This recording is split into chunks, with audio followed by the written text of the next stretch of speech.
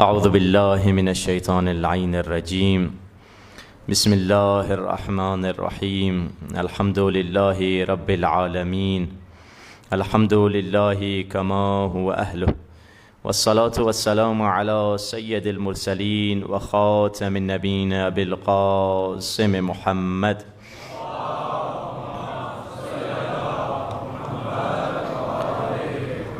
وآلہ الطیبین الطاہرین المعصومین واللعنۃ دائمۃ علی اعدائہم اجمعین من الآن الی لقاء یوم الدین۔ مل کر بارہویں سرکار کے ظہور کے لیے دعا کرتے ہیں۔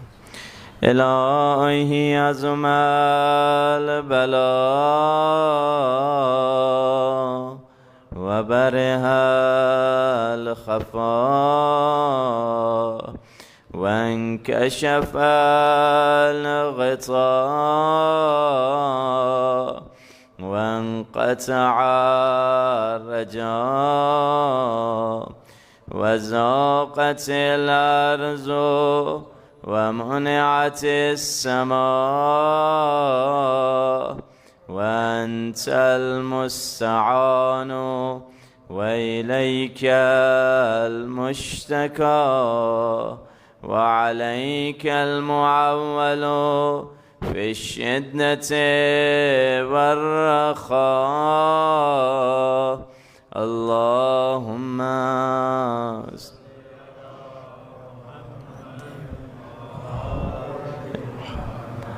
أولي الأمر الذين فرضت علينا طاعتهم وعرفتنا بذلك منزلتهم ففرج عنا بحقهم فرجا عاجلا قريبا كلمح البصر أو هو أقرب يا محمد يا علي اكفياني فإنكما كافيان وانصراني فإنكما ناصران يا مولانا يا صاحب الزمان الغوث أدركني الساعة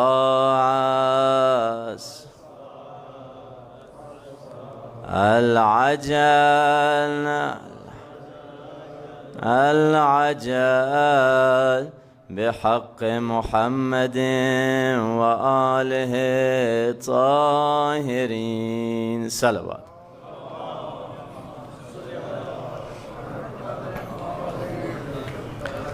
أما بعد فقد قال الله سبحانه وتعالى في كتابه المجيد وفرقانه الحميد وقوله الحق وهو أصدق الصادقين بسم الله الرحمن الرحيم إنما وليكم الله ورسوله والذين آمنوا الذين يقيمون الصلاة ويؤتون الزكاة وهم راكعون صلوات۔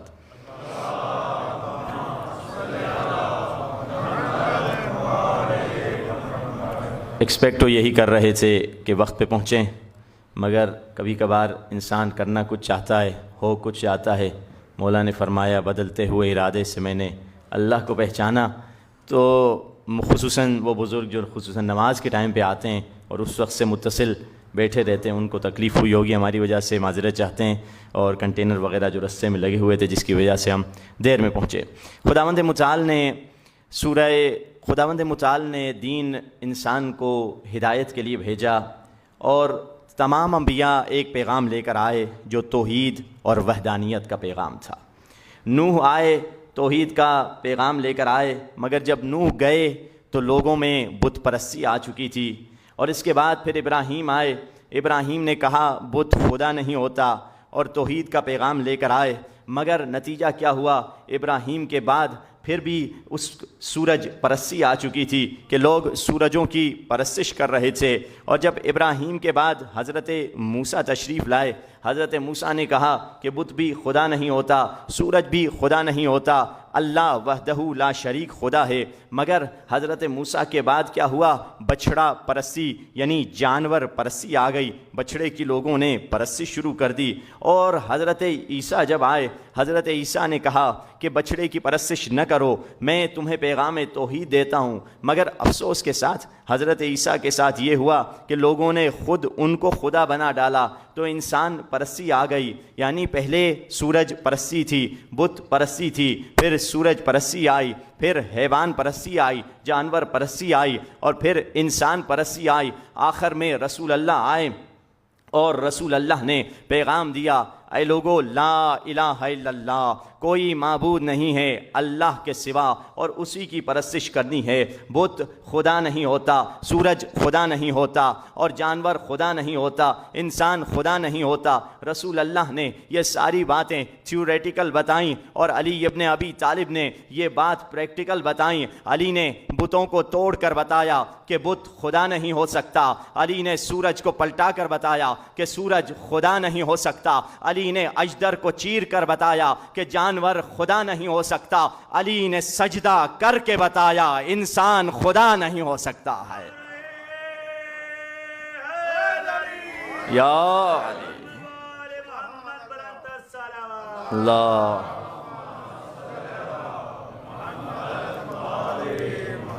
بلندتر صلوات پڑھیے محمد والے.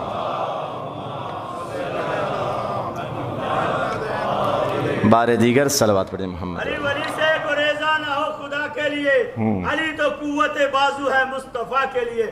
نعرہ حیدری یا محمد والے محمد بلندتر صلوات. اللہ. قرآن میں ان ہستیوں نے جگہ جگہ توحید کا درس دیا ہے.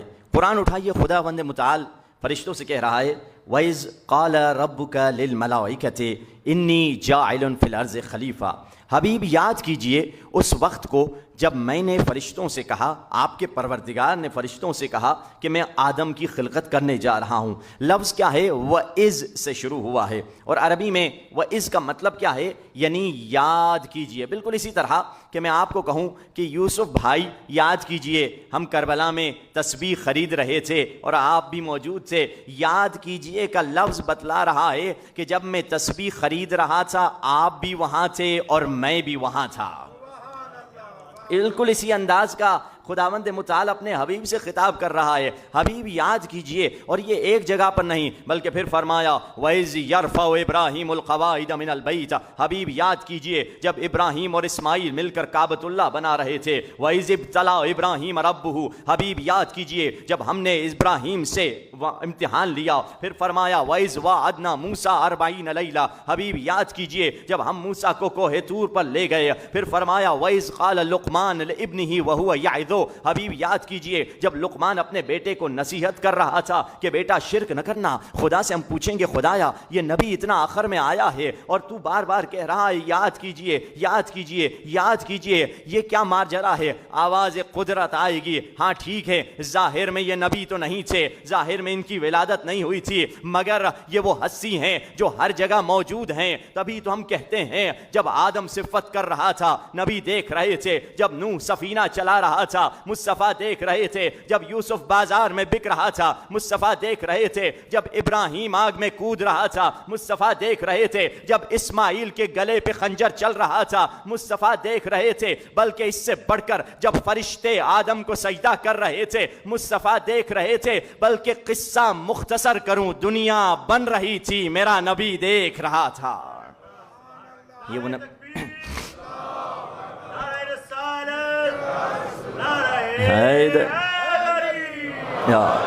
تبھی تو ہم کہتے ہیں جس دل میں محمد کی محبت نہیں ہوتی، توجہ تو ہے نا عزیزان محترم، جس دل میں محمد کی محبت نہیں ہوتی اس دل پہ کبھی اللہ کی رحمت نہیں ہوتی. جس دل میں محمد کی محبت نہیں ہوتی اس دل پہ کبھی اللہ کی رحمت نہیں ہوتی. میرا یہ عقیدہ ہے کہ اگر ذکر خدا میں یہ نام شامل نہ ہو تو عبادت نہیں ہوتی. یہ وہ عظیم رسول اللہ ہیں کہ جن کا نام نماز میں شامل نہ ہو تو عبادت نہیں. اب ایک مثال دوں اور پھر رسول اللہ کی ایک حدیث آپ کی خدمت میں بتلاؤں. مثال کے طور پہ ایک 20 سال کا جوان 80 سال کے بوڑھے سے کہے کہ آپ کا اٹھنا بیٹھنا چلنا بات کرنا بالکل آپ کے دادا کی طرح ہے. 80 سال کا بوڑھا پوچھے گا بیٹا تمہاری عمر کیا ہے؟ کہا میری عمر 20 سال ہے. کہا میں ہوں 80 سال کا اور تو مجھے کہہ رہا ہے کہ میرا اٹھنا بیٹھنا چلنا. یہ نہیں کہا تصویر شکل ہوتی تو کہتا ہے شاید فوٹو دیکھ کے کہہ رہا ہے, مگر یہ بول رہا ہے آپ کا ہنسنا آپ کا بات کرنا بالکل آپ کی دادا کی طرح ہے. تو بزرگ کہے گا بیٹا تم نے میرے باپ کو بھی نہیں دیکھا, میری جوانی کو بھی نہیں دیکھا. کہا میرے دادا جو پتہ نہیں کوئی 100 سال پہلے رہتے ہوں گے کم از کم. تو کہا تم اس بات کے حقدار نہیں ہو کہ مجھے کہو میں کس کے شبیہ ہوں. وہ یہ کہہ سکتا ہے جس نے مجھے بھی دیکھا ہو اور میرے دادا کی بھی دیکھا ہو, تب وہ ٹیلی کر سکتا ہے کہ میرا بولنا اور میرا اٹھنا کس کے شبیہ ہے. عزیزان محترم, مولا رسول اللہ نے مولا علی کو سند دے کر فرما دیا من اراد ان ينظر الى آدم فی علمہ والى نوح فی علمہ والى ابراہیم فی خلتہ والى اسماعیل فی صدقہ والى یحیی ابن زکریا فی زہدہ والى عیسیٰ فی عبادتہ والى سلیمان فی قضاوتہ والى ایوب فی صبرہ والى یوسف فی حسنہ فلینظر الى وجہ علی ابن ابی طالب. اگر آدم کا علم دیکھنا ہے تو علی کو دیکھو, اگر نوح کا علم دیکھنا ہے تو علی کو دیکھو, ابراہیم کی خلت دیکھنی ہے تو علی کو دیکھو, اسماعیل کی سچائی دیکھنی ہے تو علی کو دیکھو, زکریا کے زہد کو دیکھنا ہے تو علی کو دیکھو, عیسیٰ کی عبادت کو دیکھنا ہے تو علی کو دیکھو, ایوب کے صبر کو دیکھنا ہے تو علی کو دیکھو, سلیمان کی قضاوت کو دیکھنا ہے تو علی کو دیکھو. ارے اگر حسن یوسف دیکھنا ہے تو علی کو دیکھو.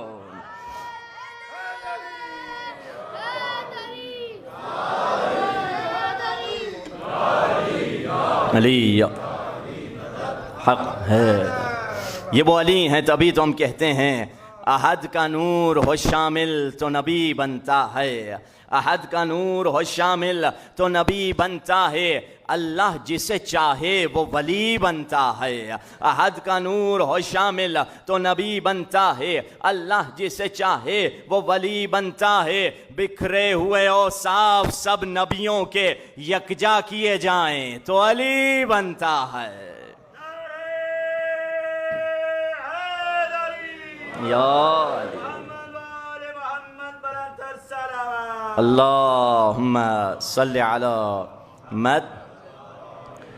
یہ وہ امیر المومنین ہیں جو توحید کا درس ہمارے لیے لے کر آئے ہیں. علی کبھی اپنے کسٹمر کی تلاش میں نہیں تھے, علی خدا کے کسٹمر کی تلاش میں تھے. علی یہ نہیں کہتے میرے پاس آؤ رک جاؤ, نہیں, علی کہتے میرے پاس آؤ میں تمہیں خدا تک پہنچا دوں گا. اصل توحید کی طرف ہم کو لے جایا جا رہا ہے. تمام انبیاء اسی لیے آئیں, تم انا للہ و انا الیہ راجعون, ہم تمہیں اللہ تک پہنچانے کے لیے آئے ہیں. وَإِلَيْهِ الْمَصِيرُ, تیرا راستہ اسی کے پاس ہے, سب خدا کی طرف جا رہے ہیں. فرمایا انک قادح الی ربک قدحا فملاقی. اے انسان, اے کافر, اے یہودی, اے مومن, اے مسلمان, اے یہودی, اے ٹرمپ, اے بائیڈن, کوئی بھی انسان ہو, سب کہاں جا رہے ہیں؟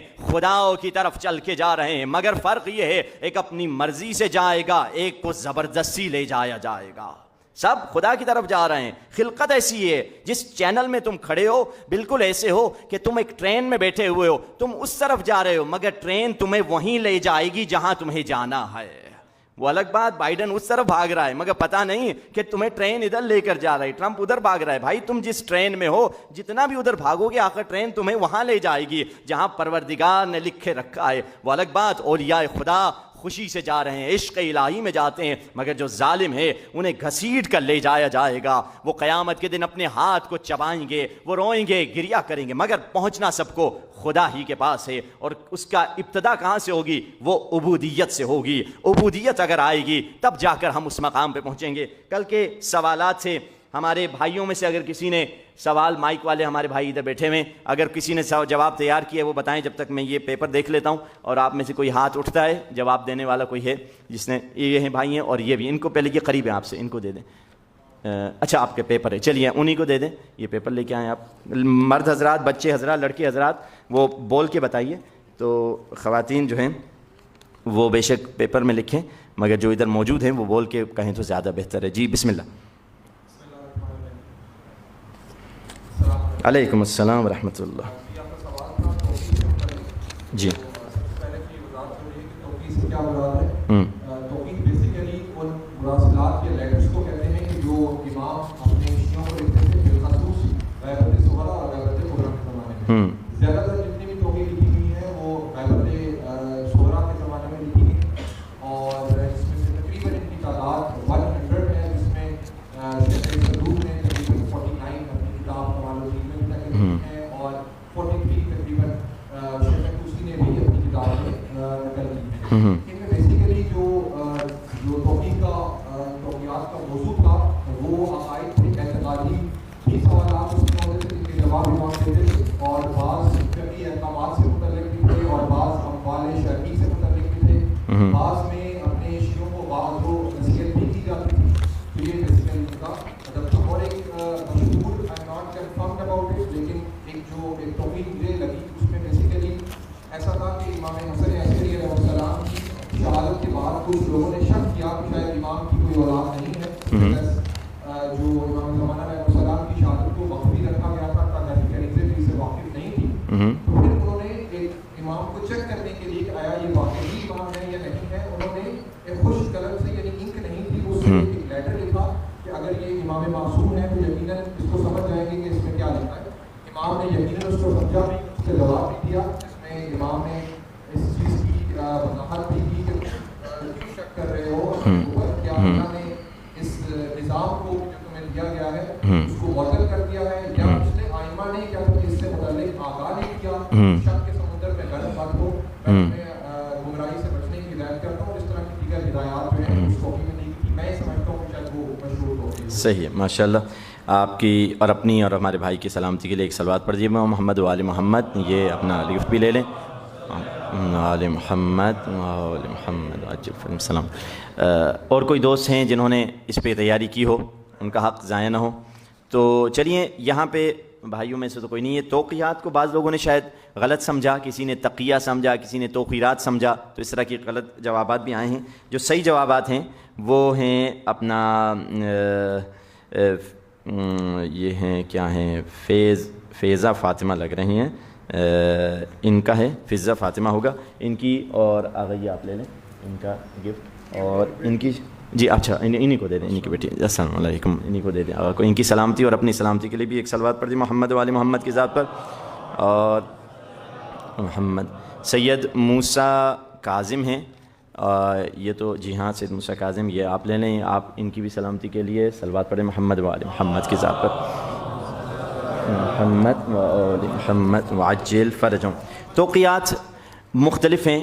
توقیات جمع ہے، توقیع ایک ہے، یعنی وہ خطوط جو غیبت کے زمانے میں ہم تک معصوم سے پہنچی ہیں. تو مختلف ہیں، یعنی کہا جا سکتا ہے کون سی مشہور ہے، کیا ہے. ایک مشہور توقیع جو اکثر ممبر پہ پڑھی جاتی ہے وہ وہی ہے کہ اے شیعو، خصوصاً اس دور میں جو لوگ میڈیا پہ آتے ہیں، جوان پوچھتے ہیں فلاں اجتہاد کے خلاف ہیں، فلاں مجتہد کے خلاف ہیں، فلاں کہہ رہے ہیں تقلید نہ کرو، فلاں کہہ رہے ہیں فلاں پروپیگنڈا. مختلف لوگ مختلف شکلوں میں، حتیٰ امامے پہن کے بھی کبھی کبھار، کچھ بغیر امامہ، کچھ امامے کے ساتھ، کچھ کیا، کچھ ٹائی والے لوگ، طرح طرح کے لوگ آپ کو ملیں گے جو خاص تشیع کے، جسے کہا جائے ہماری جو ریڑھ کی ہڈی ہے، وہ ہماری لیڈرشپ ہے، وہ ہمارا اجتہاد کا سسٹم ہے، وہ ہمارا جو سسٹم ہے جو 1-2 سال کا نہیں، ہزاروں سال سے چلتا ہوا آ رہا ہے اور نیا نہیں ہے، کنیکٹڈ ہے بالکل امام سے. جیسا جسے ہم کہتے ہیں وخلافته بلا فصل، جیسے مولا علی کنیکٹڈ ہیں رسول اللہ سے، آج تک جو علماء کے سسٹم ہے یہ امام زمانہ سے بلا فصل کنیکٹڈ ہیں. یہ کوئی نئی چیز نہیں ہے کہ یہ کہاں سے آ گئی، یہ وہی کنیکٹڈ سسٹم ہے جو امام حسن عسکری جب تھے بچپنے میں، مولا کا بچپنا تھا، پھر مولا جب غیبت میں گئے، اب جب مولا جب غیبت میں گئے وہ مولا کی توقی جس میں مولا نے فرمایا اگر میں جا رہا ہوں غیبت میں، اگر میں جو غیبت میں جا رہا ہوں تمہیں کس کی تقلید کرنی ہے، جو سب سے بڑا عالم بھی ہو، سب سے بڑا متقی بھی ہو. تو یہ ان میں سے ایک توقی ہے، اور جو مشہور توقیات میں سے ایک توقی ہے. کل کا سوال بھی میں پیش کر لوں. کل کا سوال وہ یہ ہے کہ تقلید کے لیے ایک عقلی دلیل اور حدیث سے دلیل لے کر آ جائیں، کہ تقلید کے لیے آپ ایک عقلی دلیل اور ایک حدیث سے دلیل، کہ اکثر اعتراض یہ کیا جاتا ہے کہ ہم تقلید کیوں کرتے ہیں، زیادہ مزید بھی لا سکتے ہیں تو اور اچھا ہے کہ تقلید ہم کیوں کریں، ایک عقل سے ایک دلیل لے کر آئیں اور ایک حدیث معصوم سے ایک دلیل لے کر آئیں. تو یہ پھر بھی کل کے سوال سے تھوڑا آسان ہے تو زیادہ افراد اس کا جواب دے سکتے ہیں. صلوات پر محمد و آل محمد کی ذات.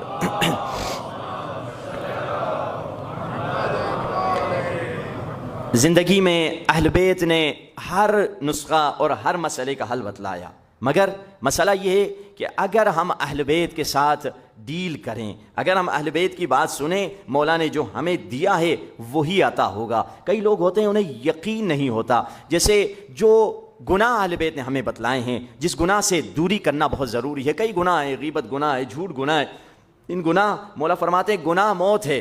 گناہ میں جو اثر ہے ایک وضعی اثر ہے. وضعی اثر یعنی کیا؟ یعنی گناہ اللہ نے بنایا ہی ایسا ہے کہ تم اگر وہ گناہ کرو گے تمہیں وہ برائی ملے گی. ہر گناہ کا کوئی کوئی نہ کوئی برا اثر ہے. اب آئیے ایک گناہ جو اس برے ماحول میں کبھی کبھار دیکھا جاتا ہے، جوان پوچھتے ہیں، باتیں کرتے ہیں، اتنا عام ہو چکا ہے، اگرچہ ڈھکا چھپا رہتا ہے، کسی کو ضرورت نہیں ہوتی کہے کہ میں اس گناہ میں مرتبط ہوں، مگر لوگ کبھی مراجعہ کرتے ہیں، پوچھتے ہیں. وہ گناہ حرام کا گناہ ہے جسے زنا کہتے ہیں، جو حرام کے ناجائز تعلقات ہیں، جس میں کئی لوگ حرام میں جا کر گرتے ہیں جبکہ شریعت نے حلال کے رستے رکھے ہیں. ایک نہیں کئی حلال کے رستے اہل بیت نے بتلائے ہیں، فقہ جعفری نے بتلائے ہیں، مگر لوگ اس پر عمل نہیں کرتے، جا کے حرام میں گرتے ہیں، حلال کو چھوڑ دیتے ہیں. جو مولا نے طریقہ بتایا ہے، مولا نے فرمایا یہ جو حلال طریقہ ہم نے تمہیں بتایا ہے، اگر کوئی اس طریقے کے باوجود زنا کرتا ہے وہ اس کا نطفہ پاک نہیں ہے، کیونکہ ہم نے حلال طریقہ بتایا ہے اور پھر بھی وہ حرام کی طرف جا رہا ہے تو اس کا نطفہ پاک نہیں ہے.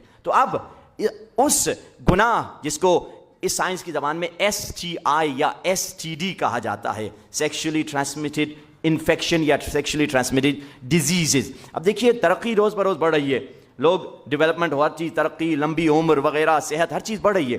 تو یہ بیماری ٹیکنیکلی کم ہونا چاہیے، کیونکہ 40 سال پہلے یہ بیماری اگر زیادہ تھی تو ابھی تو کئی وسائل آ گئے، کئی چیزیں آ گئی جس کی وجہ سے یہ چیزیں کم ہونی چاہیے. مگر سائنس کی تحقیق بالکل الٹا بتا رہی ہے. کون سی تحقیق؟ سوئٹزرلینڈ میں فرنٹیئرز ان میڈیسن ایک جرنل ہے میڈیکل کا، کہ جو 2 مارچ 2022، یعنی زیادہ پرانی تحقیق نہیں ہے، 2 سال پرانی تحقیق ہے، اور کتنی لمبی تحقیق ہے کہ incidence trends of 5 common sexually transmitted infection including HIV from 1990 to 2019. تقریباً 30 سال کی تحقیق ہے، 30 سال کے کیسز کو سامنے رکھا ہے.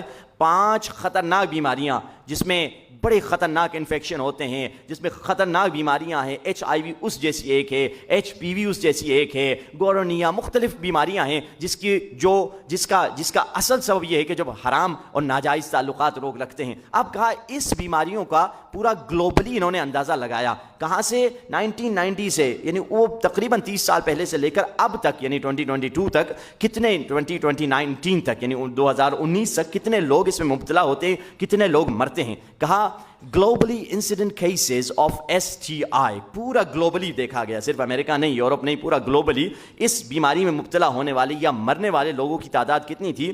Increased by 58% from 486 million in 1990 to 769 million ان 2019 یہ بیماری گھٹنے کے بجائے بڑھتی چلی جا رہی ہے. پہلے اگر تقریباً 50 کروڑ لوگ اگر مرتے تھے, ابھی 80 کروڑ لوگ اس میں مبتلا ہوتے ہیں یا اس بیماریوں سے مر جاتے ہیں. اگرچہ سائنس ٹیکنالوجی کر چکی ہے, ہر چیز آگے بڑھ رہی ہے, مگر یہ اموات کیوں بڑھتی چلی جا رہی ہیں, یہ بیماریاں کیوں بڑھتی چلی جا رہی ہیں؟ اب مولا رسول اللہ کا وہ جملہ یاد آتا ہے, اعوذ باللہ من الذنوب التي تعجل الفنا. خدایا ان گناہوں سے پناہ مانگتا ہوں جو 30 سال کی عمر کو 3 سال میں بدل دیتے ہیں.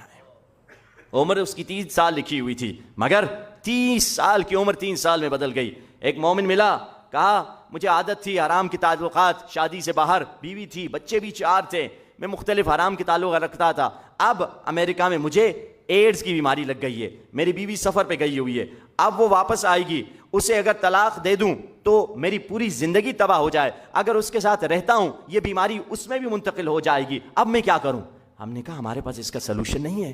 اس کا سلوشن اس وقت سوچتے جب تم نے یہ گناہ کیا تھا. اب میں کیا بتاؤں؟ کہوں طلاق دو, یہ بھی غلط ہے, کہوں رہو تو یہ بھی غلط ہے, اس کو بیماری لگے گی. میرے پاس اس کا سلوشن نہیں ہے. خود جاؤ, خود جانو جو تمہیں کیا کرنا ہے. جا کر پھر بھی اگر پوچھنا ہے تو کسی مجتہد سے پوچھ لو, میں تمہیں اس کے بارے میں مشورہ نہیں دے سکتا. دونوں طرف سے گڑھا ہے, ادھر بھی گڑھا ہے, ادھر بھی گڑھا ہے. ادھر بیوی کو بیمار کرو گے, ادھر فیملی کو ڈسٹروائے کرو گے, تو بیچارہ کیا کرے؟ کبھی کبھار ایسے ڈیڈ اینڈ بند گلی میں انسان پہنچ جاتا ہے, اسے سمجھ نہیں آتا کیا کرے. جبکہ مولا فرماتے ہیں اے مومن, اگر تو خدا کے ساتھ معاملہ کر دے, خدا ایسا ہے تم ایک دانہ ڈالتے ہو, خدا 700 دانے پلٹا کے دیتا ہے. خدا بہترین ڈیل کرنے والا ہے. وہ مومن تھا. وہ مومن کیسے ہوا؟ ایک در حقیقت پہلے چور تھا رسول اللہ کے زمانے میں رہنے والا. اسے پتا چلا مدینے میں ایک نئی فیملی آئی ہے. وہ بھی کیسی فیملی؟ جو تنے تنہا لڑکی ہے اور اس کا باپ بھی رستے میں مر چکا ہے. یہ لڑکی کہاں سے آئی تھی؟ مدینے کے اطراف ایک گاؤں تھا. ماں باپ بیٹی دونوں آئے مدینے میں, اپنا سارا سامان تبدیل کر دیا سونے میں. پرانے زمانے میں سونے میں 4-5 سونے کی بوریاں لے کر آئے, اور جب مدینے میں پہنچنے والے تھے اس لڑکی کا باپ رستے میں مر گیا. جب باپ مر گیا تو ایک مرتبہ اس نے کہا مجھے تو مدینے میں جانا ہے. مدینے میں پہنچی, ایک جگہ رہنے کے لیے لی اور ایک گھر ٹائپ سا اس نے خریدا, کیونکہ پیسے دولت تھی. اب وہاں رہنے لگی. اسی رات اس چور کو پتہ چل گیا.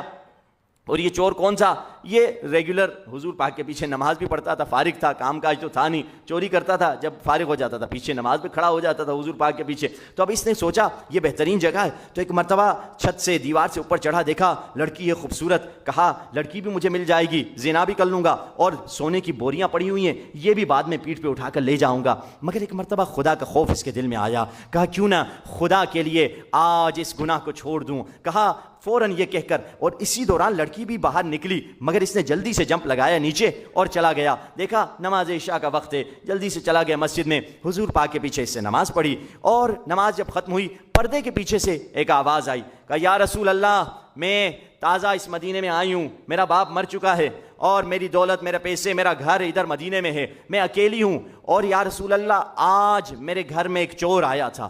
اب اس چور نے سب سنا, یا اللہ یہ مجھے پکڑوانے آئی ہے, ابھی میں پٹوں گا, یہ سارے نمازی مجھے پیٹیں گے. چوری بھی نہیں کی, لڑکی بھی نہیں ملی, اور پٹائی بھی ہوگی, نہ مزے ملے نہ کیا. کہا یہ کیا ہوا؟ کہا یا رسول اللہ میرے گھر میں آج چور آیا تھا, اور ہلکا سا شاید میں نے اس کو دیکھا بھی, مگر یا رسول اللہ آپ سے گزارش یہ ہے, پھر بھی چور آ سکتا ہے, آپ کسی کو میرے لیے, میرے نکاح میں کسی کو لے کر آ جائیں, جو لڑکا آپ کو پسند ہے اس سے میں آپ کو وکالت دیتی ہوں, آپ میرے وکیل بن جائیں اور اس سے میری شادی کروا دیں. اب جیسے یہ خبر سنی, جو لڑکے ٹیک لگا کے بیٹھے ہوئے تھے دیواروں کے پاس, وہ قریب آنے لگے. یا رسول اللہ ہم بھی امیدوار ہیں, ہم بھی کینڈیڈیٹ ہیں, ہم بھی تو ریگولر نمازی ہیں, ہم پہ بھی رحم کیجئے. تو رسول اللہ دیکھتے ادھر رسول اللہ کی نگاہ رکی جہاں وہ چور تھا. اس نے کہا یا رسول اللہ مجھے کیوں دیکھ رہے ہیں؟ ضرور رسول اللہ مجھے دیکھ رہے ہیں کہ تم نے چوری کرنے گئے تھے, تمہاری وجہ سے یہ بچی ڈر گئی. رسول نے بلکہ یہ نہیں کہا کیا تو چاہتا ہے میں تیرا نکاح اس لڑکی کے ساتھ کرا دوں؟ اس نے کہا اور کیا, لڑکی بھی دیکھ چکا تھا, خوبصورت تھی. پہلے تو اس نے کہا یا رسول اللہ بس جو آپ کی مرضی, میں کیا بولوں, ویسے جیسے کہا جائے دکھاوے کے لیے کہ رسول کی مرضی کے مطابق میں شادی کر رہا ہوں, میں تو دیکھے بغیر آپ کی مرضی پہ شادی کر لوں گا. حضور پاک نے نکاح پڑھ لیا. اب ایک مرتبہ یہ گھر گیا, اپنی بیوی کا ہاتھ پکڑ کے گھر گیا, مگر جیسے گھر پہنچا دیکھا وہی گھر اور وہی سونے کی بوریاں، وہی لڑکی، ایک مرتبہ سجدے میں گر گیا، اتنا رونے لگا، ایک مرتبہ رونے لگا، بیوی پریشان کہ کیا وجہ ہے، کیا ماجرا ہے، کیوں رو رہی ہے؟ سجدے سے سر اٹھا کے خدا سے کہنے لگا خدایا تیرا شکر، میں نے حرام کی لذت کو تیری خاطر چھوڑ دیا، تو نے وہی لذت بہتر انداز میں حلال کی مجھے عطا کر دی ہے۔ اگر انسان خدا سے ڈیل کرے، خدا سے معاملہ کرے، خدا کسی کو نا امید نہیں کرتا ہے۔ اگر یقین کے ساتھ اللہ کی خاطر کوئی بھی انسان نے قربانی دی، خدا اس کو صلہ ضرور دے گا۔ ایک بار محمد وآل محمد صلوات۔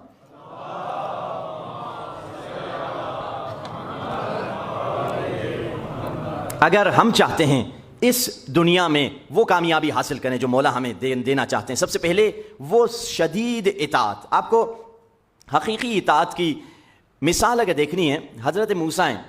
حضرت موسیٰ کے ذہن میں یہ خیال آیا کہ میرے جیسا بھی کوئی نبی ہوگا۔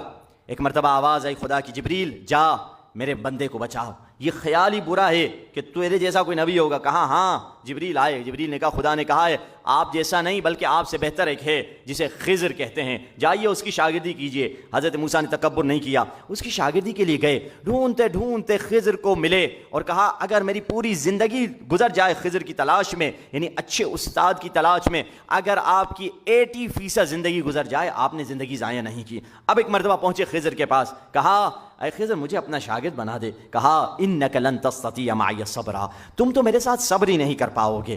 کہا نہیں، میں آپ کے ساتھ صبر کروں گا۔ اب خضر نے کیا شرط؟ اب یہی شرط ہے جو اہل بیت ہم سے چاہتے ہیں، اطاعت ہمیں کرنی ہے مولا کی، یہ بہت اہم شرط ہے، استاد شاگردی کی سب سے اہم شرط ہے۔ کیا شرط؟ کہا جو میں کروں ولا تسألنی، مجھ سے سوال نہ کرنا میں یہ کیوں کر رہا ہوں، یہ کیوں کر رہا ہوں، ریزن ہوگی تو میں جب بتاؤں گا تو بتاؤں گا، ورنہ مجھ سے سوال نہ کرنا۔ کہا ٹھیک ہے میں کوئی سوال نہیں کروں گا۔ اب ایک جگہ آگے گئے، کشتیاں لوگوں سے مانگی، کسی نے نبیوں کو کشتی نہیں کی، ایک بندے خدا نے ان کو کشتی دی اور حضرت خضر نے کیا کیا، خنجر نکالا اور کشتی میں ایک سوراخ کر دیا۔ کہا یہ کیا کر رہے ہیں قبلہ، آپ نے کشتی میں سوراخ کر دیا، اس نے تو ہم پر احسان کیا تھا، باقی تو ہمیں دے بھی نہیں رہے تھے۔ کہا میں نے تمہیں نہیں کہا کہ مجھ پر اعتراض نہ کرنا؟ کہا معاف کرنا نبی خدا، میں پھر سے نہیں کروں گا۔ آگے گئے، ایک جوان آ رہا تھا، اسے ٹھیک ٹھاک خضر نے مکہ مارا، ادھر ہی بیچارے کا دم نکل گیا، مر گیا۔ کہا یا اللہ بندہ مار دیا، اب میں کیسے چپ رہوں؟ کہا یا نبی خدا آپ نے کیا کر دیا؟ کہا میں نے تمہیں نہیں کہا تھا اعتراض نہ کرنا؟ کہا ٹھیک ہے معافی چاہتا ہوں، چپ کر کے چلنے لگے۔ ایک ایسے گاؤں میں گئے جہاں لوگوں سے کہا کچھ کھانا وانا دو، کسی نے کھانا نہیں دیا۔ گاؤں میں ایک دیوار گر رہی تھی، خضر نے کہا چلو اس دیوار کو بنا لیتے ہیں۔ کہا انہوں نے تو ہمیں کھانا نہیں دیا، آپ ان کی دیوار بنا رہے ہیں، کیا وجہ ہے؟ کہا بس ہمارا راستہ الگ، تمہارا راستہ الگ، یہ میں جانتا تھا آلریڈی، میں نے تمہیں آزمانے کے لیے 3 دفعہ تمہیں چانس دی اور تم میرے ساتھ رہ نہیں سکو گے۔ کہا اچھا میں جا رہا ہوں تو مجھے ایک وجہ تو بتا دے، یہ تمام چیزوں کی وجہ کیا تھی؟ کہا اس نے کشتی والے نے ہم پر احسان کیا تو ہم نے بھی اس پر احسان کیا۔ کیسے؟ کیونکہ جو سلامت کشتی تھی، جن کشتی میں کوئی ڈیفیکٹ نہیں تھا، اس کشتی کو بادشاہ قبضہ کر رہا تھا، اس نے ہم پر احسان کیا، ہم نے ایک سوراخ کر دیا، سوراخ سے اس کا کاروبار چلتا رہے گا۔ یعنی ظاہر میں اس کا تکلیف تھی مگر اصل میں باطن میں اس کا احسان تھا۔ یہ بچہ قاتل تھا، اس کے سزا یہی تھی کہ اسے قتل کر دیا جائے، اور یہ کشتی جو ہے اس کے نیچے یتیموں کا چھپا ہوا مال ہے۔ یہ جو گاؤں والوں برے لوگوں نے جنہوں نے تمہیں کھانا نہیں دیا، وہی لوگ آ کر اس مال پر قبضہ کر دیتے۔ ہم نے اس دیوار کو اسی لیے بنایا ہے تاکہ یتیم کا مال سیو ہو جائے، کیونکہ ان کے ماں باپ بڑے نیک تھے۔ علماء کہتے ہیں اگر ماں باپ نیک ہوں ان کو فکر کرنے کی ضرورت نہیں میرے بچے کا کیا ہوگا۔ اگر ماں باپ نیک ہو، خدا 2 نبیوں سے مزدوری لیتا ہے تاکہ نیک ماں باپ کے بچوں کو مال سیو ہو سکے۔ اللہ نے 2 نبیوں کو مزدور بنا دیا کہ ان بچوں کا مال سیو ہو جائے۔ اچھا بریکٹ میں اس سے پہلے کہ میں آگے بڑھوں یہ بات بھی کرتا چلا جاؤں جو ابھی شروع میں بھی بات ہوئی، توقیات کے بارے میں، اجتہاد کے بارے میں۔ لوگ اعتراض کرتے ہیں کہ ارے سب سے سمجھے جی کہا جائے کامن اعتراض ہے کہ قبلہ مجتہدوں میں اختلاف کیوں ہیں؟ اگر دین تو ایک ہے نا، 2 اختلافات کیوں ہونے چاہیے؟ جبکہ ریلیجس ہمارا ایک ہی ہے، چاند کوئی 2 تھوڑی ہیں، چیزیں 2 تھوڑی ہیں، نماز تو ایک ہے، شریعت رسول اللہ نے ایک ہی بات کی ہے۔ میں کہوں گا بھائی یہ تو غیر معصوم مجتہد ہیں، اللہ کے 2 معصوم مجتہد ہیں، دونوں کے فتووں میں اختلاف ہے۔ خضر کہہ رہے ہیں سوراخ کرنا واجب ہے، موسیٰ کہہ رہے ہیں حرام ہے۔ خضر کہہ رہے ہیں قتل کرنا واجب ہے، موسیٰ کہہ رہے ہیں فتویٰ حرام ہے۔ خضر کہہ رہے ہیں دیوار بنانا واجب ہے، موسیٰ کہہ رہے ہیں دیوار بنانا حرام ہے۔ یہ اختلاف کیوں آیا؟ ایک ہی اللہ کے دو معصوم نبی ہیں، کیونکہ علم میں اختلاف آیا۔ خضر کا علم عرفان اور باطن کا علم تھا، موسیٰ کا علم ظاہر اور فقہ کا علم تھا۔ جب علم میں اختلاف ہوتا ہے تو فتووں میں بھی اختلاف آ جاتا ہے۔ یہ فتووں میں اختلاف کوئی برا نہیں ہے، نبیوں کے فتووں میں اختلاف ہے، یہ معصوم کی کیا بات کر رہے ہیں آپ؟ کوئی برا تھوڑی ہے، اللہ نے اختلاف اللیل النہار سے پوری دنیا چل رہی ہے، اختلافات برے نہیں ہوتے، یہ علمی اختلاف ہے، اس میں کوئی حرج نہیں ہے۔ اب اس واقعے کو بیان کرنے کا مقصد کیا تھا؟ مقصد یہ تھا جو جملہ خضر نے شرط میں رکھا تھا، کیا کہا تھا کہ اگر میں جو کرتا ہوں تم مجھ پر اعتراض نہ کرنا۔ اہل بیت کے ساتھ بھی یہی ہوا، اہل بیت کے ساتھ لوگوں نے اطاعت کا دعویٰ کیا، مگر کیا وہ چل پائے؟ ان میں سے ایک عبرت مولا کی زندگی کی، یا جسے کہا جائے تاریخ کی عبرت ایک یہ ہے، کون ہے وہ شخص؟ وہ زبیر ہے۔ زبیر کون تھا؟ وہ مولا کا چاہنے والا تھا کہ جو 12-13 سال کا تھا، جو اسلام لے کر آیا، اور مولا کا رشتہ دار بھی تھا، مولا علی کا چاہنے والا بھی تھا، اور ایسا شخص تھا کہ جب مولا نے کہا کہ لوگوں سے کل تیار ہو کر آ جاؤ، کل ہم جنگ کریں گے، کب؟ رسول اللہ کی شہادت کے بعد 10 یا 5 لوگ آئیں، ان 5-10 لوگ میں سے ایک یہی زبیر تھا۔ زبیر وہ چاہنے والا تھا کہ جس نے بی بی سیدہ کے جنازے میں شرکت کی، بی بی نے کہا تھا وہ نہ آئے، مگر زبیر کو آنے کی اجازت ہے۔ مگر یہ زبیر کیا ہوا جس نے بی بی کے جنازے میں شرکت کی، جس نے مولا کی اطاعت کی، جس نے مولا کی خدمت کی، جو مولا کا چاہنے والا تھا، جس نے بی بی سیدہ کی وصیت نامے پہ دستخط کی، جو مولا کا وہ سپورٹر تھا کہ 10-12 پورے مدینے میں 10-12 لوگ مولا کے سپورٹر تھے، ان میں سے ایک زبیر تھا۔ مگر کیا ہوا؟ جنگ جمل میں یہی زبیر علی کے مقابلے میں آ گیا۔ اگر دیکھنا ہے اس واقعے کی طرف چلیں جب بی بی کی سیدہ کے گھر کی طرف حملہ ہوا تھا۔ وہ کیا تھا؟ بی بی کے گھر پہ حملہ ہوا، اندر بی بی ہیں، مولا علی ہے، امام حسن حسین ہیں، مگر غیر لوگوں میں سے کون ہیں؟ مقداد ہیں، ابو ذر ہیں، سلمان ہیں اور زبیر ہیں۔ زبیر ان میں سے ایک تھا، اور شیعہ سنی علماء نے لکھا زبیر نکلا ہے، اس نے تلوار چلائی ہے، مولا کا دفاع کیا ہے اور زخمی بھی ہوا ہے۔ اور لوگ کہیں گے زبیر تو سلمان و ابو ذر اور مقداد سے آگے نکل گیا، نہیں، بلکہ یہی وجہ تھی کہ زبیر مولا کی اطاعت نہیں کر پایا۔ زبیر جذباتی تھا۔ یاد رکھیے جو ٹھنڈی چیز ہوتی ہے، ٹھنڈا کھانا، گرم کھانا ٹھنڈا ہو جاتا ہے، جو زیادہ گرم ہوتا ہے وہ جلدی ٹھنڈا بھی ہو جاتا ہے۔ گرم کھانا ٹھنڈا ہو جاتا ہے، مگر پکا ہوا کھانا کبھی کچا نہیں ہوتا۔ اسلام یہ نہیں کہہ رہا گرمی ایسی لے کر آؤ تھوڑی دیر کے بعد ٹھنڈی ہو جاؤ، اسلام تمہیں پختگی دے رہا ہے۔ اس میں پختگی نہیں تھی۔ کیسے پختگی نہیں تھی؟ جب سب کھڑے ہوئے ہیں، مولا نے اجازت نہیں دی، اس نے تلوار نکالی، مولا کی اجازت کے بغیر مولا کا دفاع کیا ہے۔ مگر سلمان کو دیکھیں، سلمان کا ہاتھ تلوار کے قبضے پہ ہیں اور نگاہیں علی کو دیکھ رہی ہیں، اگر علی حکم دیں گے تو میں تلوار نکالوں گا۔ یہ اطاعت سلمان کی تھی۔ زبیر نے اپنے آپ کو مروا دیا، یعنی زخمی کیا، مگر اس زخم کا کوئی فائدہ نہیں ہوا، کیونکہ تم مولا کی اجازت بغیر جا کے زخمی ہوئے ہو، تم مولا کی اجازت بغیر جا کے شہید ہوئے ہو، اس شہادت کا بھی کوئی فائدہ نہیں جو آقا کی اجازت کے بغیر ہو۔ اور عجیب ہے، اس حال میں معصوم امام فرماتے ہیں اس وقت جب بی بی سیدہ کے گھر پہ حملہ ہوا، کیا جانتے ہو کس کا مقام سب سے بلند تھا؟ تو کہا مولا نے، لوگوں نے سمجھا کہ مولا کہیں گے سلمان، مولا نے کہا نہیں، اس وقت سلمان کا مقام سب سے بلند نہیں تھا۔ اب مولا نے بتلایا، مولا نے فرمایا جب ہماری دادی کے گھر پہ حملہ ہوا سب سے بلند مقام مقداد کا تھا۔ راوی نے پوچھا مولا کیوں مقداد کا مقام؟ کہا سلمان نے بھی تلوار نہیں نکالی، مگر سلمان کا ایک ہاتھ تلوار کے قبضے پہ تھا، نگاہیں علی کو دیکھ رہی تھی، مگر سلمان دل ہی دل میں کہہ رہے تھے مولا مجھے جنگ کی اجازت کیوں نہیں دے رہے؟ مگر مقداد دل میں بھی یہ نہیں سوچ رہے تھے، مقداد یہی کہہ رہے تھے جو علی کر رہے ہیں وہ صحیح کر رہے ہیں، یعنی دل میں بھی نہیں سوچا۔ یعنی یہ نہیں کہ مقداد سلمان ہم سے تو بہت اوپر ہے، مگر مولا نے کمپیئر کر کے بتایا بعض مقام پہ کسی کا مقام زیادہ اوپر چلا جاتا ہے، یعنی آقا پہ ذہن میں بھی اعتراض نہ کرنا، ارے یہ کیا کر دیا مولا نے، نہیں، یہ دل اگر تمہارا کہہ رہا ہے، زبان بھی نہ کہی، اگر دل بھی اگر کہہ رہا ہے یہ کیا کر دیا مولا نے، تمہارا لیول دوسرے سے کم ہو جائے گا۔ اگرچہ سلمان اپنے مقام پہ بہت بلند تھے، اب ویسی امام زمانہ کیوں ظہور نہیں کر رہے؟ وہی خضر اور موسیٰ کے ماجرا کو ذہن میں رکھیے، اور پھر آئیے زبیر کے ماجرا کو ذہن میں رکھیے، پھر آئیے ظہور کی طرف۔ مولا ظہور کیوں نہیں کر رہے؟ مولا کو وہ اطاعت گزار چاہیے کہ مولا انہیں کہیں، یہ نہ کہیں مولا کیوں، کاہے کو، کس لیے، وجہ کیا ہے، ریزن کیا ہے، بس ادھر سے مولا کہیں تو چاہنے والا کہے لبیک یا مولا، اسی وقت لبیک کہہ دے، اعتراض نہ کرے، کویسچن نہ پوچھے. ایسے اطاعت گزار اگر تیار ہو جائیں گے مولا کے ظہور میں دیری نہیں ہوگی. مولا ہم سے وہ چاہتے ہیں جیسی اطاعت ابوذر نے کی، سلمان نے کی. سلمان کے بارے میں واقعہ ملتا ہے کہ سلمان جب بھی مولا علی مسجد میں آتے ہیں سب سے پہلے ان کے ساتھ سلمان ہوتا تھا. کسی نے پوچھا سلمان تم کیا مسجد میں سوتے ہو؟ کہا نہیں، میں مسجد مولا علی کے ساتھ آتا ہوں. تو انہوں نے سوچا کل ہم ایسے کرتے ہیں، سلمان مولا علی تو علی ہیں، سلمان سے آگے نکل جاتے ہیں، مولا علی کے بعد سب سے پہلے ہم مسجد میں آئیں گے. اگلے دن آئے، دیکھے پھر سلمان ہے. کہا اب نہیں، اب تیسرے دن کیا کریں گے، کوشش کریں گے ساری رات جاگیں گے، جیسے مولا کے قدموں کی آواز آئے گی تو فوراً دروازہ کھول کے ہم بھی مولا کے بعد نکلیں گے. کہا ٹھیک ہے. ساری رات بیٹھے رہے. اب ایک مرتبہ صبح کو فجر کے وقت مولا کے قدموں کی آواز آئی. مولا جب گلی سے گزر کے گئے، انہوں نے دروازہ کھولا، جلدی سے گئے، دیکھا ہاں الحمدللہ سلمان ابھی نہیں پہنچے، کیونکہ زمین پہ مٹی پہ 2 ہی قدموں کے نشان نظر آ رہے تھے. جلدی سے جا کے مسجد پہنچے، دیکھا ارے پھر سے سلمان بیٹھے ہوئے ہیں. سلمان تو کیا مسجد میں سوتا ہے؟ کب آیا؟ کہا ابھی مولا کے پیچھے آیا. کہا سلمان جھوٹ بول رہا ہے، تو ابھی نہیں آیا، تو کب سے بیٹھا ہوا ہے؟ ہم نے خود گلی میں دیکھا، علی کے گزرنے کے بعد 2 ہی قدموں کے نشان تھے. سلمان نے کہا علی کی اطاعت میں سلمان ایسا ڈوبا ہوا ہے، جہاں علی قدم رکھتے ہیں وہاں سلمان قدم رکھتا ہے.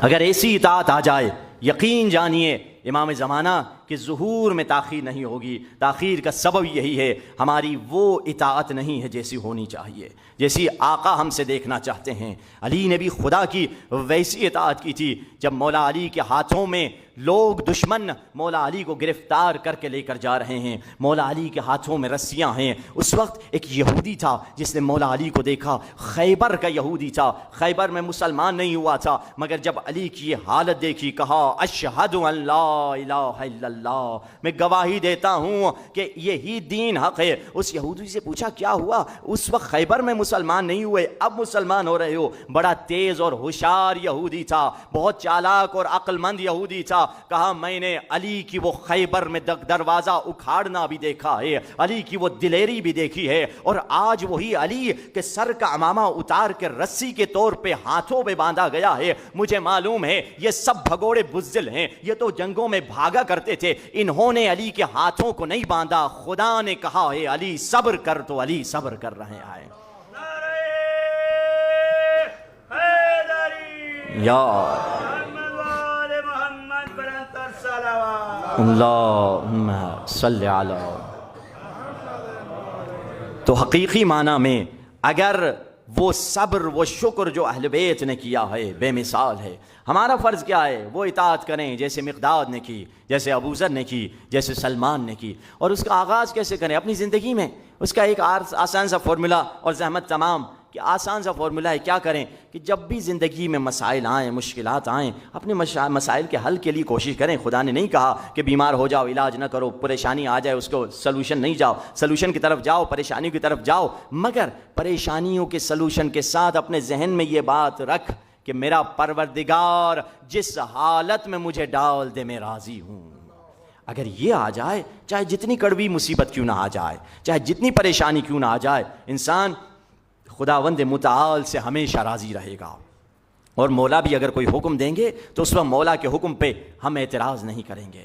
یہ اصل ہے. اور اگر امام کا تقرب چاہیے، بارو سرکار کی ہمیں ولایت چاہیے. مولا خود فرماتے ہیں، علماء کہتے ہیں امام کی اگر زیارت چاہیے تو بہترین فارمولا عزاداروں کے لیے، ماتمیوں کے لیے، عاشقان حسین کے لیے کیا ہے کہ مولا کی زیارت اگر کسی کو چاہیے 1 سال کا عمل ہے، صبح کو بھی حسین پہ گریا کرے، رات کو بھی حسین پہ گریا کرے. بس یہی، کوئی لمبی عبادت نہیں. فجر پڑھی، تھوڑا ماتم سینے پہ مار کے کہا ہائے زہرا کا لال پیاسا مارا گیا، بس اتنا کہہ دو، بس کافی ہے. رات کو بھی تھوڑا سا ماتم، جو مصائب آپ کو یاد ہے وہی پڑھ دیے. اور یقین جانیے یہ کس کو نسخہ ملا تھا؟ یہ وہ عبد الکریم ایک موچی تھا. اس نے بہت توسل کیا رسول اللہ سے، رسول اللہ کو خواب میں دیکھا، رسول اللہ نے یہی نسخہ اسے بتایا، وہ صبح شام امام حسین پہ گریہ کیا کرتا تھا۔ 1 سال کے بعد امام زمانہ سے اس کی دوستی ہو گئی، اب وہ ہر روز امام زمانہ کو دیکھتا تھا۔ ایک موچی تھا، امام زمانہ نے کہا اے عبد الکریم تو ہر روز ہم تم سے ملنے آتے ہیں، اگر ایک دن تم اپنے زمانے کے امام کو نہ دیکھے تو کیا ہوگا؟ کہا مولا میں مر جاؤں گا۔ مولا فرماتے تبھی تو ہم تمہیں اپنا دیدار کرانے آتے ہیں، کیونکہ تم مر جاؤ گے ہمارے بنا، تو سچے عاشق ہو۔ کیوں صبح شام گریے سے مولا کی زیارت ہوتی ہے؟ کیونکہ زیارت ناہیہ میں جملہ ہے، زیارت ناہیہ مولا فرماتے ہیں لَأَبْكِيَنَّكَ صَبَاحًا وَمَسَاءً، اے میرے دادا حسین صبح شام تجھ پہ گریہ کروں گا، وَلَأَنْدُبَنَّكَ بَدَلَ الدُّمُوعِ الدَّمَا، اور دادا حسین اگر میرے آنسو خشک ہو جائے تو میں خون کے آنسو تیرے لیے بہاؤں گا۔ یہ اگر مولا کا تقرب چاہیے یہی طریقہ ہے۔ امام زمانہ ملیں گے تو امام حسین کے گریے کے ذریعے سے ملیں گے۔ یہ آنسو عجیب نعمت ہے، عجیب یہ آنسو نعمت ہے۔ تبھی تو فرمایا قیامت کے دن ہر آنکھ روئے گی، بس وہ آنکھ جو اپنے گناہوں پہ روتی رہی اور وہ آنکھ جو شبیر کے زخموں پہ روتی رہی، وہ آنکھ قیامت کے دن نہیں روئے گی۔ ہاں، اور ہم اس فرش عزاں میں اسی لیے جمع ہوئے ہیں، اس امام پہ رونے کے لیے جو 40 برس تک روتا ہوا آیا تھا۔ وہ مظلوم امام، وہ امام جب پانی کو دیکھتا تھا رو دیتا تھا۔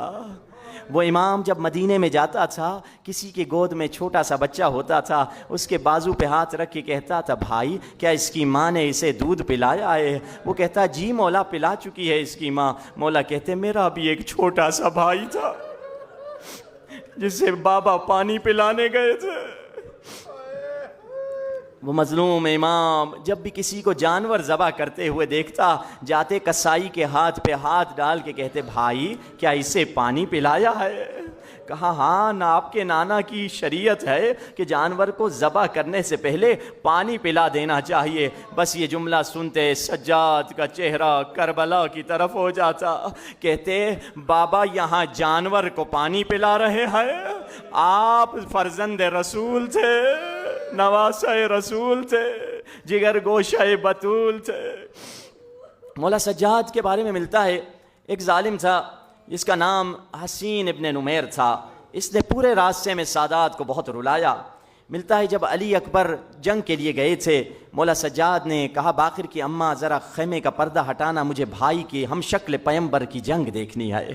اب ملتا ہے اس جنگ کے دوران حسین ابن نمیر دیکھ رہا تھا بھائی کو، بھائی دیکھ رہا ہے، اس کے ہاتھ میں ایک برچھی تھی، اس نے برچھی علی اکبر کی جوان پھسلیوں میں چبھوئی۔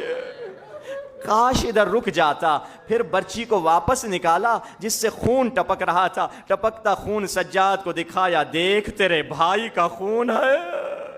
سجاد نے کہا باقر کی اماں پردہ گرا دے، مجھے بھائی کی جنگ نہیں دیکھنی۔ اس سارے راستے میں حسین بن نمیر مولا کو رلاتا آیا۔ ملتا ہے جب یہ سادات، جب یہ قافلہ یزیدیوں کا رکتا تھا، خود تو خیمے میں جاتے تھے، سید زادیوں کو دھوپ میں بٹھایا کرتے تھے۔ اب اس دھوپ کی گرمی سے سجاد کے ہاتھوں میں جو زنجیریں تھی اتنی گرم ہو جاتی تھی کہ سجاد کی کھال اکھڑ جاتی تھی۔ اسی لیے تو جب ایک مرتبہ سکینہ نے سجاد کی گردن میں ہاتھ ڈالا تو سجاد نے احترام سے بہن کو کہا بہن مجھ سے نہ مل۔ کہا بھیا آپ سے ملنے آئی ہوں۔ کہا بہن میری گردن میں جو توق ہے وہ گرم ہو جاتا ہے جس کی وجہ سے کھال اکھڑ جاتی ہے۔ اب اگلی دفعہ جب سکینہ کو پانی ملا، سکینہ نے خود نہیں پیا، پانی بھائی کی گردن میں ڈالنے لگی۔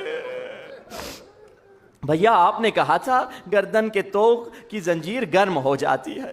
اب وہاں دھوپ میں سادات بیٹھے رہے، مولا سجاد کے ہاتھوں میں زنجیر گرم ہو گئی۔ مولا اٹھے اور ایک خیمے کے سائے میں آ کر بیٹھے۔ یہ خیمہ اسی حسین بن نمیر ملعون کا خیمہ تھا۔ یہ اپنے خیمے میں سو رہا تھا، زنجیر سے ٹکرائی، اس کی آنکھ کھلی، غلام سے کہا دیکھ ذرا دیکھ یہ قیدی ہمارے خیمے کے قریب کیوں آ رہا ہے۔ غلام آیا، غلام نے کہا قیدی چلے جاؤ، میرا مالک پسند نہیں کرتا تو یہاں پہ بیٹھو۔ مولا نے کہا میں نے تجھ سے خیمہ تو نہیں مانگا، میں بس خیمے کے سائے میں بیٹھا ہوں، چلا جاؤں گا۔ جب غلام نے آ کر اپنے مالک کو یہ بتایا، اب یہ ملعون حسین بن نمیر نے تازیانہ اٹھایا اور پشت سجاد پہ یوں برسایا کہ بیویوں کی چیخیں نکل آئی، سجاد ہم اپنے ہاتھوں سے سایہ بنائیں گے۔ سارے راستے میں ستاتا آیا میرے مظلوم امام کو۔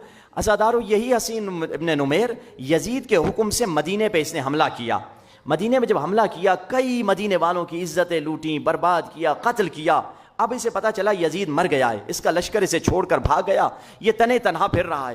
اب اس نے سوچا اگر مدینے والے مجھے پہچان لیں گے تو مجھے ٹکڑے ٹکڑے کر دیں گے۔ جنگلوں میں نکل گیا، جنگلوں سے جب باہر آیا اس نے دیکھا کچھ خیمے لگے ہوئے ہیں، پوچھا یہ کس کے خیمے ہیں؟ کہا یہ زین العابدین کے خیمے ہیں۔ اسے یاد آیا علی اکبر کو میں نے کس طرح سے برچھی ماری تھی، کہا اگر سجاد مجھے پہچان لے تو مجھے زندہ نہیں چھوڑیں گے۔ جلدی سے جنگلوں کی طرف جانے لگا، ایک مرتبہ پیچھے سے میٹھی سی آواز آئی، بھائی عرب کہاں جا رہے ہو؟ دکھنے میں مسافر لگ رہے ہو، پیاسے اور بھوکے لگ رہے ہو، آؤ میں تمہیں کھانا کھلاؤں۔ یہ خوش ہو گیا، سجاد نے مجھے پہچانا نہیں ہے۔ یہ خیمے میں گیا، سجاد نے کہا نبی کی سنت ہے مہمان کے ہاتھ دھلائے جاتے ہیں، ذرا اپنے ہاتھ قریب لاؤ میں تیرے ہاتھ دھلاؤں۔ سجاد نے ہاتھ دھلائے، کھانا کھلایا، یہ کھانا کھا کے سو گیا۔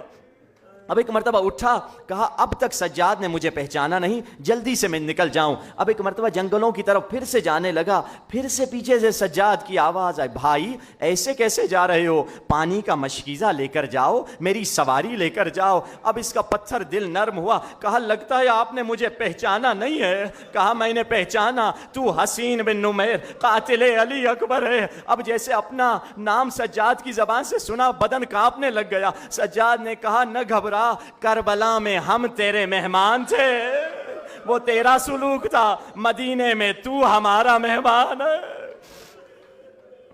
السلام علیک یا ابا عبداللہ، السلام علیک یا ابن رسول اللہ، السلام علیک یا ابن امیر المؤمنین وابن سید الوسین، السلام علیک یا ابن فاطمہ سیدت النساء العالمین۔ مل کے اپنے بے کفن آقا کو سلام کریں، السلام علی الحسین وعلی علی ابن وعلی اولاد وعلی اصحاب، جو بھی عشق سردار دو عالم میں روتے ہیں، وہ صدا زہرا کی دعا لیتے ہیں۔ عزاداروں نبی کا ایک صحابی تھا، اسے کربلا کے بعد خبر ملی کربلا میں حسین کو بڑی بے دردی سے ذبح کر دیا ہے۔ یہ بہت رویا، یہ اپنی ساری مدینے کی زمینیں بیچ کے شام کے راستے میں سبیل لگاتا تھا، وہیں زمینیں خرید لی۔ جو شام سے آتا پوچھتا میرے آقا سجاد کی کیا خبر ہے؟ شام سے آنے والے مسافر بتاتے تیرے آقا کو ظالموں نے اتنا پیدل چلایا ہے، سجاد کے پاؤں میں آبلے پڑ گئے ہیں۔ اب سنو گے اگلا جملہ، اور تیرے مولا کے سر پہ جو امامہ ہے وہ جلا ہوا ہے۔ اللہ جانے یہ امامہ کہاں جلا، شام غریبہ ایک بیمار کا بستر جلا تھا، یہ بہت روتا گریا کرتا۔ اب عزادارو جب سادات کا لٹا ہوا قافلہ رہا ہو کر مدینے کی طرف جانے لگا، بی بی زینب کے کانوں سے ایک آواز ٹکرائی، کوئی درد بھری آواز سے کہہ رہا ہے، ہائے مظلوم حسین، ہائے غریب حسین۔ بی بی زینب نے کہا سجاد ذرا جا کے دیکھنا یہ کس حسین پہ رو رہا ہے، کیا زہرا کے لال حسین پہ رو رہا ہے۔ مولا سجاد سواری سے اترتے ہیں، دیکھتے ایک بوڑھا ہے زمین پہ کام کر رہا ہے، کبھی کبھی آسمان کی طرف نگاہیں بلند کر کے کہتا ہے، خدایا مجھے کب آقا سجاد کی زیارت نصیب ہوگی۔ مولا سجاد فرماتے ہیں السلام علیکہ ایھا الشیخ الکبیر، اے بزرگ تم پہ میرا سلام۔ اب عزادارو یہ بوڑھا پلٹتا ہے، ایک مرتبہ سجاد کے چہرے کو دیکھتا ہے، پھر پاؤں کو دیکھتا ہے، پھر چہرے کو دیکھتا ہے، پھر پاؤں کو دیکھتا ہے، عجیب جملہ کہتا ہے اگر شام سے آنے والوں نے صحیح بتایا ہے کہیں آپ میرے مولا سجاد تو نہیں ہے۔ مولا فرماتے نانا کے صحابی اس حالت میں ہمیں تو اپنے بھی نہیں پہچانتے، تو نے ہمیں کیسے پہچان لیا؟ مولا میں آپ کو پرسہ دینے آیا ہوں۔ اب امام سجاد فرماتے مجھے پرسہ دیں۔ اب عزاداروں یہ پرسہ جو اس صحابی نے امام سجاد کو دیا ہم سب جمع ہیں، یہی پرسہ امام زمانہ کے قدموں پہ سر رکھ کے مولا کو دینا ہے۔ کیا پرسہ دیتا ہے؟ سینے سے لگا کے کہتا ہے مولا میں نے سنا ہے عباس کے بازو کٹے تھے، ہائے ماتم بھی کرتے جاؤ روتے بھی جاؤ۔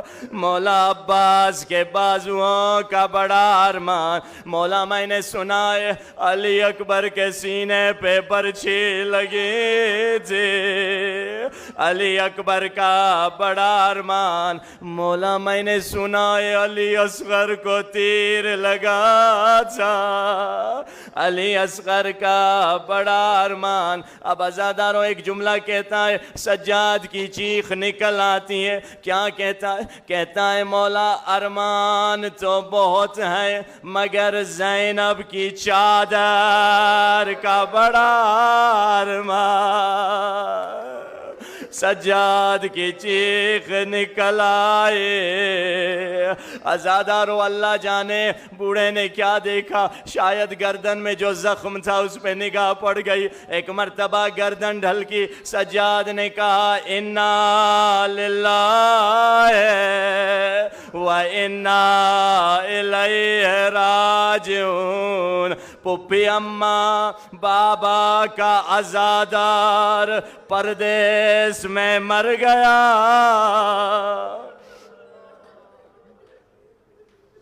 الا لعنت اللہ علی القوم الظالمین وسیعلم الذین ظلموا ای منقلب ینقلبون۔ ماتم حسین